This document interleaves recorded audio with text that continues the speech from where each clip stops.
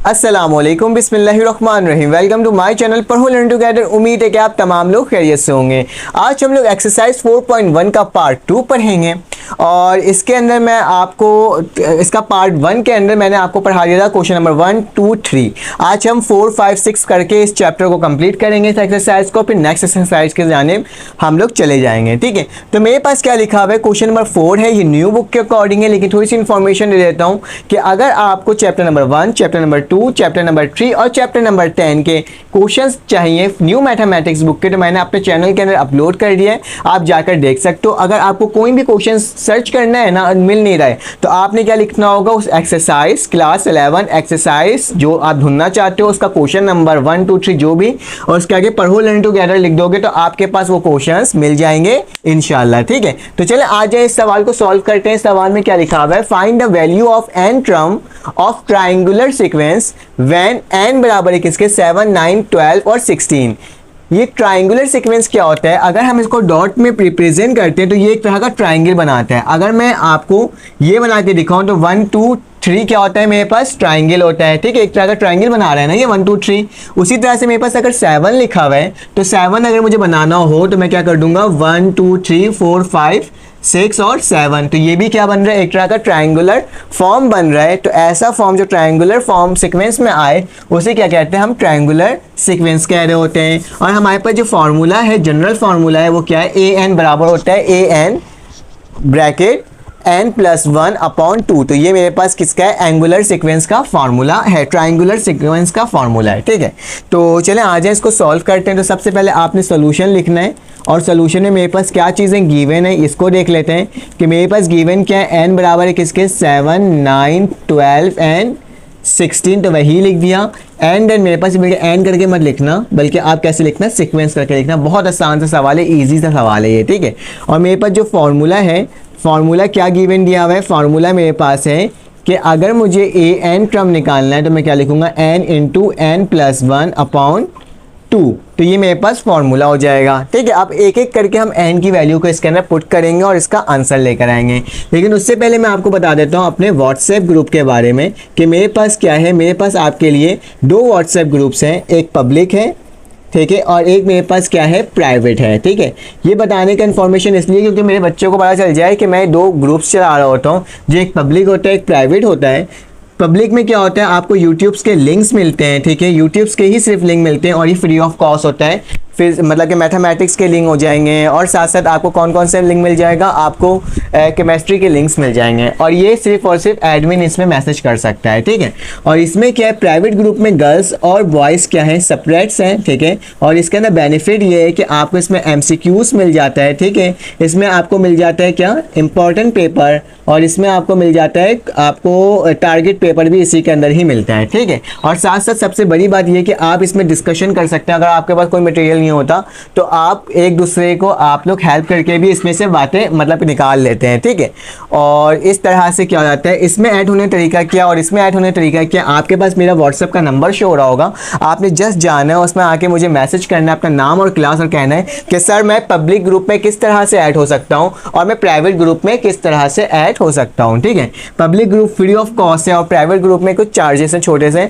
उससे आपने क्या करना होगा, सो फिलअप करना होगा, देन आपको पता चल जाएगा। ये बताने का मकसद ये था कि आपको पता चल जाए कि किस तरह से ग्रुप की इन्फॉर्मेशन आपको मिल जाए, ताकि आप जब मुझे मैसेज करो तो आपको तमाम इन्फॉर्मेशन हो। अगर आपको लाइव क्लासेस में इनरोलमेंट करनी है, अगर लाइव क्लास में इनरोल होना है तो आपने क्या करना होगा, आपने मुझे मैसेज करके कहना होगा सर मुझे लाइव क्लासेस लेनी है मैथमेटिक्स की, तो बता दें कैसे ले सकते हैं। खैर मेरे पास क्या हो गया, अब इसके आगे मैं लिखूंगा इफ़ n किसके बराबर है, 7 के, क्योंकि मेरे पास n 7 दिया हुआ तो लिखूंगा n 7 के बराबर है। तो इस जनरल फार्मूला के अंदर मैं a के साथ n लिखा तो 7 लिख दूंगा, यहाँ 7 n के साथ फिर 7 आ जाएगा, +1 आ जाएगा, नीचे क्या आ जाएगा, 2 आ जाएगा। ठीक है, फिर a 7 लिखा, 7 वैसे लिखा, 7 + 1 8 के बराबर होता है और क्या हो जाएगा, 2 हो जाएगा। ठीक है, 7 8 से मेरे पास 56 होता है, तो मैं क्या लिखूंगा, 7 8 से 56, और 56 कैसे आ जाएगा, a 7 बराबर हो जाएगा 56 अपॉन 2, 2 1 = 2, 2 2 = 4, यहाँ 2 8 = 16। तो मेरे पास क्या हो जाएगा, A7 की वैल्यू क्या आ जाएगी, 28 आ जाएगी। ठीक है, तो A7 की वैल्यू क्या आ गई,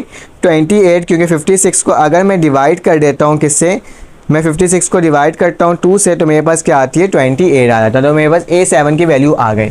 अब क्या लिखूंगा, इफ़ मैं लिखूंगा n किसके बराबर है मेरे पास 9 के, तो उसी तरह से फॉर्मूला लिखूंगा A9 लिखूंगा, n की जगह 9 लिखूंगा, फिर क्या लिखा हुआ है n है तो n की जगह दोबारा 9 आ जाएगा, +1 आ जाएगा और नीचे क्या आ जाएगा 2 आ जाएगा। तो A9 की वैल्यू क्या आ रही है मेरे पास, A9 की वैल्यू आ रही है 9, 9 + 1 10 और नीचे क्या आ जाएगा 2 आ जाएगा। तो उसी तरह से A लिखूंगा 9 लिखूंगा, 9 10 मेरे पास कितना होता है 90/2, 2 1 2, 2 35 90। तो मेरे पास A9 की वैल्यू क्या आ गई, A9 की वैल्यू मेरे पास आई है 35। तो मेरे पास इसका भी आंसर क्या हो गया, निकल करके आ गया। चलें आ जाए इसका अगला पार्ट करते हैं, जिसमें लिखा हुआ है मेरे पास इफ़ n बराबर है किसके 12 के। तो क्या करूँगा, इसकी जगह n की जगह वैल्यू पुट करूँगा, n 12 करूँगा, फिर n की जगह क्या आ जाएगा 12 आ जाएगा, फिर 12 प्लस क्या हो जाएगा 1 हो जाएगा और नीचे क्या आ जाएगा मेरे पास 2 आ जाएगा अकॉर्डिंग टू फार्मूला। तो A12 क्या हो जाएगा 12 वैसे लिखा आएगा और ये कितना हो जाएगा 13 हो जाएगा और नीचे क्या आ जाएगा 2 हो जाएगा। अब आपने क्या करना होगा, 12 को मल्टीप्लाई करना होगा किससे 13 से, ठीक है। तो मेरे पास क्या आ जाएगा 156 आ जाएगा। तो क्या आ जाएगा 156। तो क्या लिखूंगा 156 डिवाइडेड बाई 2, 2 1 2, 2 7 14, एक यहाँ चलेगा 16 हो जाएगा, 2 8 16। तो 8 12 की वैल्यू क्या आ गई 78 आ गई, ठीक है। तो इस तरह से हम लोग क्या करते जा रहे हैं, निकालते जा रहे हैं और देखते जा रहे हैं कि मेरे पास क्या आंसर आते जा रहा है, ठीक है। तो मेरे पास आ जाता है नेक्स्ट पार्ट, 12 पुट कर दिया था। अब 12 के बाद आखिरी पार्ट है मुझे 16 पुट करना है।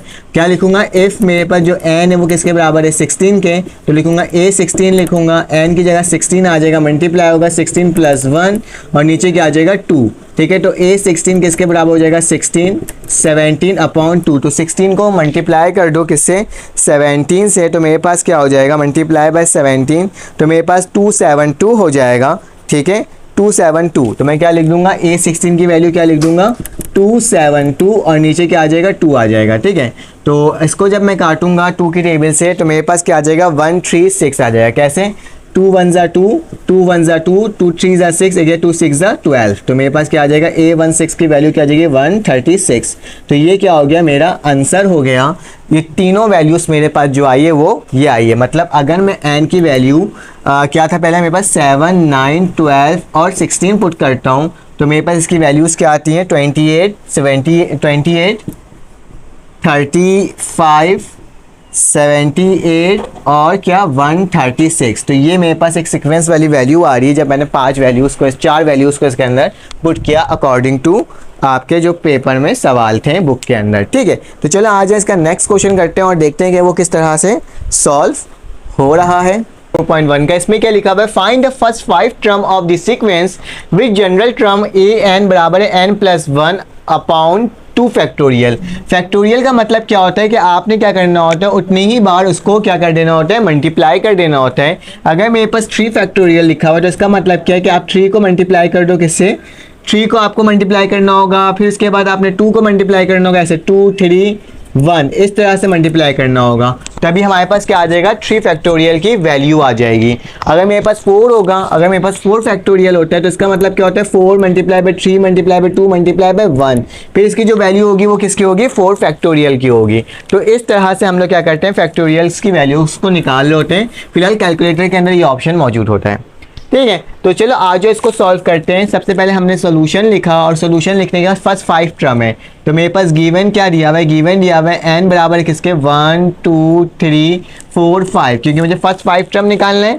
जबकि मेरे पास जनरल टर्म जो दी हुई है वो क्या दी हुई है, जनरल टर्म की जो फार्मूला दिया हुआ है, जनरल टर्म फार्मूला जो दिया हुआ है वो क्या दिया हुआ है मेरे पास an किसके बराबर है n+1 का फैक्टोरियल अपॉन 2 का फैक्टोरियल। ये टर्म मेरे पास क्या है गिवन है, ठीक है। तो चलो आ जाए अकॉर्डिंग टू कंडीशन हम लोग क्या करेंगे, इफ़ n किसके बराबर है 1 के तो a की जगह क्या आ जाएगा 1, n की जगह क्या आ जाएगा 1+1 और नीचे क्या आ जाएगा 2 फैक्टोरियल और यहाँ पे भी फैक्टोरियल।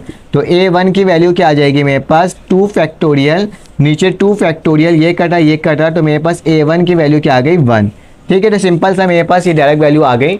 अब मैं क्या करूँगा, लिखूँगा इफ़ n किसके बराबर है 2 के, तो आज लिख लेते हैं इसी के अकॉर्डिंग कि a2 बराबर है किसके 2 + 1 का फैक्टोरियल और नीचे क्या आ जाएगा 2 का फैक्टोरियल। तो क्या हो जाएगा मेरे पास a2 की वैल्यू 3 फैक्टोरियल अपॉन 2 फैक्टोरियल। तो इससे मुराद क्या है मेरे पास, इससे मुराद है कि 3 मल्टीप्लाई बाय 2, ठीक है, मल्टीप्लाई बाय 1 और नीचे क्या आ जाएगा 2 मल्टीप्लाई बाय 1। तो ये वाली टर्म कटी, ये वाली टर्म कटी, तो मेरे पास A2 की वैल्यू क्या आ गई 3 आ गई, ठीक है। सिंपल इसी तरह से तमाम क्वेश्चंस को एक एक करके वैल्यू लिख करके हमें क्या करना है, सॉल्व करना है।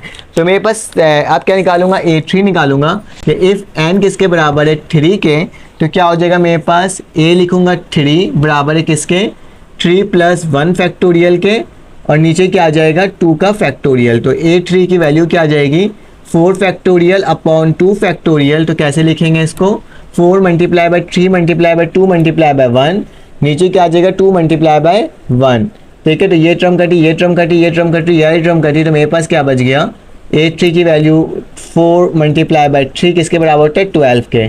तो A3 की वैल्यू क्या आ गई मेरे पास 12 आ गई, 4 3 12, ठीक है। इसी तरह से हमें क्या करना होगा, हमें इसी तरह से A4 भी निकालना होगा। तो A4 कैसे निकलेगा, अगर हम लोग एफ एन की वैल्यू क्या पुट करेंगे 4, तो क्या हो जाएगा A4 बराबर हो जाएगा 4 प्लस 1 और नीचे क्या आ जाएगा इसका फैक्टोरियल और 2 का फैक्टोरियल। तो A4 की वैल्यू क्या आ जाएगी 5 फैक्टोरियल अपॉन 2 फैक्टोरियल। चाहो तो आप कैलकुलेटर से भी डायरेक्ट कर सकते हो, ठीक है। कैलकुलेटर में क्या करोगे, डायरेक्ट वैल्यूज़ को पुट करोगे और इसको निकाल सकते हो। मैं आपको कैलकुलेटर में दिखा देता हूँ ताकि आप क्या कर सको, कैलकुलेटर से भी निकाल सको, क्योंकि फैक्टोरियल की वैल्यू कैलकुलेटर में मौजूद होती है।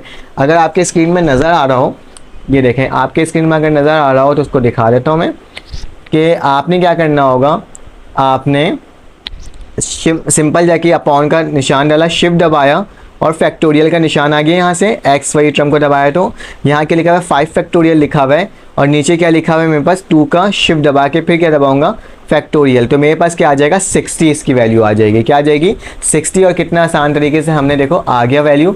चाहो तो आप डायरेक्ट भी इसकी वैल्यूज़ को निकाल सकते हो। कैसे, देखो अब देखते हैं 60 आती है कि नहीं आती है। A4 वैसे लिखा 5 multiply by 4 multiply by 3 multiply by 2 multiply by 1 और नीचे क्या आ जाएगा मेरे पास आ जाएगा 2 मल्टीप्लाई बाय 1। तो ये कटा, ये कटा, ये कटा, ये कटा, 5 4 से मेरे पास कितना होता है 5 4 से 20 और 23 से मेरे पास कितना होता है 60। तो देखो वही आ गया ना कि A4 की वैल्यू क्या आ गई 60। चाहो तो कैलकुलेटर से निकाल लो, चाहे तो मैनुअली निकाल लो, बात वही है। और क्या लिखूंगा, आप इसमें लिखूंगा इफ n बराबर है किसके 5 के, तो वही लिखूंगा A5 लिखूंगा, n की जगह 5 प्लस 1 हो जाएगा इसका फैक्टोरियल और 2 का फैक्टोरियल। तो A5 बराबर हो जाएगा 6 फैक्टोरियल अपॉन 2 फैक्टोरियल। तो मतलब क्या हो गया 6 multiply by 5 multiply by 4 multiply by 3 multiply by 2 multiply by 1 और नीचे क्या आ जाएगा 2 मल्टीप्लाई बाय 1। ये कटा, ये कटा, ये कटा, ये कटा, तो A5 की वैल्यू क्या आ जाएगी कि 6 को मल्टीप्लाई कर दो किससे, 6 multiply by 5 multiply by 4 multiply by 3 multiply, ठीक है। तो इसको करने के बाद आ रहा है मेरे पास 360 आ रहा है। तो A5 की वैल्यू क्या आ जाएगी 360। तो मेरे पास जो फर्स्ट 5 टर्म्स कौन से आए हैं 1 3, यहाँ लिख देना कि फर्स्ट 5 टर्म कौन से हैं 1 3 और इसके बाद कौन सा था 12, ठीक है। फिर उसके बाद 12 के बाद क्या आया था मेरे पास 60 और 60 के बाद 360। तो ये वैल्यूज़ मेरी क्या आई है फर्स्ट 5 टर्म की आई है, जो मैंने आपको करके दिखा दिया। चलें आ जाएं इसका आखिरी सवाल कर लेते हैं और देख लेते हैं कि मेरे पास आखिरी सवाल के अंदर क्या मौजूद है।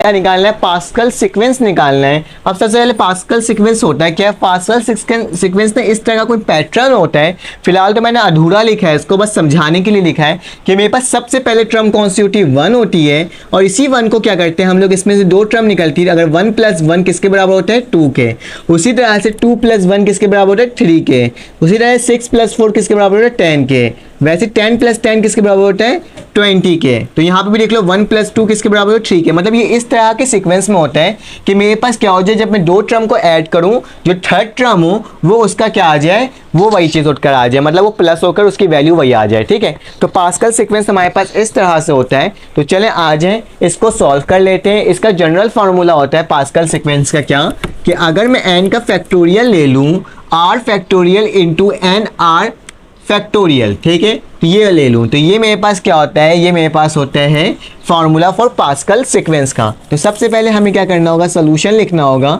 और लिखना होगा कि मेरे पास n की वैल्यू क्या है। n की वैल्यू मेरे पास एक दफ़ा 5 है, 6 है, 7 है और 8 है। याद रखना, आप सबसे पहले सवाल पूछोगे सर ये r की वैल्यू कौन सी है। r की वैल्यू हमें एज्यूम करना होगा कि अगर हम लोग n क्या ले रहे हैं 5 ले रहे हैं, तो मेरे पास r की वैल्यू क्या होगी, r की वैल्यू 0 से स्टार्ट होगी, 0 1 2 3 4 और 5, जहाँ तक नंबर लिखा होगा वहाँ तक हम लोग इसको क्या कर देंगे, एक्सटेंड कर देंगे। जब मैं 6 निकालूंगा तो क्या लूँगा, 0 1 2 3 4 5 6 लिखूंगा।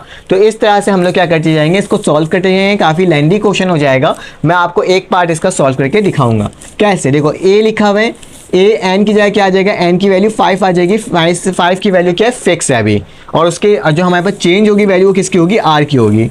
तो मैं लिखा a n की जगह 5 लिख दिया, उसके बाद क्या लिखा हुआ है, 5 का फैक्टोरियल, नीचे क्या आ जाएगा, r के आगे 0 का फैक्टोरियल, और यहाँ पे क्या आ जाएगा, n की जगह 5 आ जाएगा -0 फैक्टोरियल। ठीक है, यहाँ तक कोई मसले की बात नहीं है। अब क्या करना होगा, अब मुझे 5 का फैक्टोरियल अभी रहने दो, नीचे लिख लेते हैं कि अगर मेरे पास 0 है, ठीक है, तो मुझे 0 का फैक्टोरियल लेना है, तो मेरे पास क्या आएगा, मेरे पास 1 आता है। 0 का फैक्टोरियल मेरे पास किसके बराबर होता है, 1 के बराबर होता है। तो मैं क्या लिखूंगा, 5 फैक्टोरियल, 0 का फैक्टोरियल मेरे पास 1 के बराबर होता है, 5 में से 0 गया तो मेरे पास क्या बचा, 5 और फैक्टोरियल। ठीक है, यहाँ तक कोई मसले की बात नहीं है ना। तो 5 फैक्टोरियल अपॉन 5 फैक्टोरियल, ये कटा तो मेरे पास क्या आ गया, 1। जब मैं a की वैल्यू 5 रखा और r की वैल्यू क्या रखा, 0 रखा, तो मेरे पास क्या आ गया, 1 आ गया। उसी तरह से मैं क्या करूँगा, एक एक करके सारी वैल्यूज़ को निकालूंगा, चाहे तो आप कैलकुलेटर यूज़ करते हुए निकाल लीजिएगा। किस तरह से, देखो अब मैं लिखूंगा n की वैल्यू क्या है, 5 है, जबकि r की वैल्यू क्या है, इस दफ़ा 1 है। इसमें r की वैल्यू क्या लिया था, मैंने 0 लिया था। तो अब देख लेना, इसको सॉल्व कर देता हूँ। मैं क्या लिखूंगा, n लिखूंगा, n क्या आ जाएगा, 5 आ जाएगा, 5 का फैक्टोरियल हो जाएगा। अब यहाँ पे 0 का क्या आ जाएगा, 1 का फैक्टोरियल, और यहाँ क्या आ जाएगा, 5 - 1 का फैक्टोरियल। ठीक है, 5 - 1 का फैक्टोरियल मैंने लिख दिया। अब क्या करना होगा, अब मुझे इसको सॉल्व करना होगा कि मेरे पास क्या लिखा हुआ है, a5 लिखा हुआ है, 5 का फैक्टोरियल तो वैसे ही रहने देता हूँ। 1 का फैक्टोरियल किसके बराबर होता है, 1 के ही बराबर होता है। 5 में से 4 गया तो मेरे पास 4 बचा, और 4 का फैक्टोरियल, तो मतलब a5 की वैल्यू क्या आ जाएगी, 5 फैक्टोरियल अपॉन 4 फैक्टोरियल। तो डायरेक्ट मैं कैलकुलेटर से निकाल देता हूँ कि अगर मेरे पास क्या हो, मेरे पास 5 फैक्टोरियल हो, ठीक है, और मेरे पास क्या हो, नीचे 4 फैक्टोरियल हो, तो मेरे पास क्या आता है, मेरे पास 4 फैक्टोरियल हो तो क्या आएगा, 4 फैक्टोरियल मैंने निकाला तो मेरे पास आ रही है इसकी वैल्यू 5 आ रही है। लेकिन फिर भी हम लोग देख लेते हैं करके, अगर आपको कन्फ्यूजन हो रही है कैसे होगा। 5 multiply by 4 multiply by 3 multiply by 2 multiply by 1, नीचे क्या आ जाएगा, 4 multiply by 3 multiply by 2 multiply by 1, ये कटा ये कटा ये कटा ये कटा ये कटा ये कटा ये कटा, तो मेरे पास क्या बच गया, 5 बच गया। तो मेरे पास क्या आ जाएगा, अगर मैं 5 फैक्टोरियल अपॉन 4 फैक्टोरियल निकालूँ तो मेरे पास क्या आ जाएगा, 5 आ जाएगा। और r 1 पुट किया, उसी तरह से हम लोग क्या लिखेंगे, अब n लिखेंगे, किसके बराबर लिखेंगे, 5, और r किसके बराबर लिखेंगे, 2 के बराबर। ठीक है, तो इसको भी सेम उसी तरह से सॉल्व करेंगे जिस तरह से हमने अभी किया था, कि मेरे पास क्या होता है, a5 होता है जो कि n फैक्टोरियल होता है, मतलब 5 का फैक्टोरियल होता है। नीचे क्या आ जाएगा, मेरे पास जो भी n होगा, तो n वाले टर्म को कैसे लिखेंगे हम लोग लिखेंगे 2 का फैक्टोरियल, क्योंकि r मेरे पास होता है ना, ये फार्मूला के अकॉर्डिंग, फार्मूला जो मैंने लिखा हुआ था, तो r की फैक्टोरियल होता है। और ये क्या हो जाएगा, n - 1, मतलब 5 - 2 का फैक्टोरियल। चलो आज इसको सॉल्व कर लेते हैं। 5 फैक्टोरियल वैसे ही लिखा, 2 का फैक्टोरियल वैसे ही रहने दिया, और 5 - 2 किसके बराबर होता है, 3, और 3 का क्या हो जाएगा, फैक्टोरियल। ठीक है, इन दोनों की आप वैल्यूज़ निकालनी है। कैसे निकलेगी ये दोनों की वैल्यूज़, मेरे पास क्या हो जाएगा, अगर मैं डायरेक्ट इसको कैलकुलेटर में भी लिख दूंगा ना, तो भी मेरे पास क्या आ जाएगा, इसका आंसर आ जाएगा। कैसे, ये देखो, अगर मेरे पास a5 है, 5 4 3 2 1, ठीक है, नीचे क्या आ जाएगा, 2 का फैक्टोरियल किसके बराबर, 2 मल्टीप्लाई बाय 1, और यहाँ पे ये किसके बराबर हो जाएगा, 3, ये डॉट डाल दो, ये मल्टीप्लाई का निशान डाल दो, 3 2 1। ठीक है, तो मेरे पास क्या हो जाएगा, फैक्टोरियल की वैल्यू हम कैसे निकाल लेते हैं, सिंपल, मेरे पास 2 1 है, ये 2 1 पूरा कट गया। ठीक है, ये भी 2 1 क्या हो जाएगा, कट जाएगा, क्योंकि दोनों के साथ लगा हुआ है। मेरे पास क्या बच जाएगा, नीचे 3 बच जाएगा, 3 से मेरे पास 3 कट गया, ये 4 है, नहीं ना, देखो मेरे पास क्या लिखा हुआ है, मुझे क्या करना होगा, a5 लिखना होगा, यहाँ 5 फैक्टोरियल, तो क्या हो जाएगा, 5 4 3 2 और 1। ठीक है, ऐसे ही लिख दे, चाहे तो आप कैलकुलेटर में भी डायरेक्ट लिख सकते हो कि 2 मल्टीप्लाई बाय 1 हो जाएगा, और जो कि ये मल्टीप्लाई हो रहा है किससे, 3 मल्टीप्लाई बाय 2 मल्टीप्लाई बाय 1, ठीक है, क्योंकि फैक्टोरियल है तो दोनों को फैक्टोरियल में खोलना होगा। 2 1 से 2 1 क्या हो गया मेरे पास, कैंसिल आउट हो गया। 3 से मेरे पास 3 कैंसिल आउट हो गया। 2 1 ज़ा 2, 2 2 ज़ा 4 हो गया। 2 5 से कितना हो जाता है 10, तो A5 की वैल्यू क्या आ जाएगी, 10 आ जाएगी। और नीचे 1 बच रहा है तो 1 तो लिखने की ज़रूरत ही नहीं होती है, तो A की वैल्यू क्या आ गई, A5 आ गई। उसी तरह से हम लोग क्या करेंगे, अब लिखेंगे कि N की वैल्यू मेरे पास कितना है, 5 है, जबकि R की वैल्यू क्या है मेरे पास 3 है। तो सेम फार्मूला में पुट करके देख लो कि R की वैल्यू मेरे पास A5 बराबर है 5 फैक्टोरियल, यहाँ क्या आ जाएगा 3 का फैक्टोरियल, और यहाँ क्या आ जाएगा 5 माइनस 3 का फैक्टोरियल। तो चलो आज इसको सॉल्व कर लेते हैं, मेरे पास क्या आ जाएगा इसकी वैल्यू। तो मेरे पास A5 की वैल्यू क्या आ गई 5 फैक्टोरियल, यहाँ पे क्या आ जाएगा यहाँ पे आ जाएगा मेरे पास 3 फैक्टोरियल और 2 फैक्टोरियल। तो इसकी भी वैल्यू मेरे पास क्या आएगा 10 ही आएगा, क्योंकि सेम ही वैल्यू है, बस आगे पीछे हो गया है। मल्टीप्लाई में तो आगे पीछे होने से कोई फ़र्क नहीं पड़ता, हमारे पास आंसर वही आता है। इसी तरह से मैं क्या लिखूँगा अब कि N की वैल्यू मेरे पास 5 है और R की वैल्यू मेरे पास 4 है। चलो लिख लेते हैं कि A5 बराबर है 5 के फैक्टोरियल के, नीचे क्या आ जाएगा 4 फैक्टोरियल, और यहाँ क्या आ जाएगा 5 माइनस 4 फैक्टोरियल। तो क्या आ जाएगा A5 के बराबर हो जाएगा 5 फैक्टोरियल के, यहाँ पे 4 फैक्टोरियल, और मेरे पास क्या हो जाएगा यहाँ पे 5 में से 1 गया तो क्या हो जाएगा 1 का फैक्टोरियल। चाहो तो आप इसको डायरेक्ट कैलकुलेटर में डाल के भी वैल्यूज़ लिख सकते हो, लेकिन देखने में सामने समझ में आ रहा है कि 5 और 4 है, यहाँ पे भी 5 और 4 है। तो मेरे पास क्या आ जाएगी इसकी वैल्यू, मेरे पास क्या आई थी, इसकी वैल्यू निकल के 5 आई थी, तो मेरे पास इसकी वैल्यू दोबारा अगेन क्या आ जाएगी 5 आ जाएगी।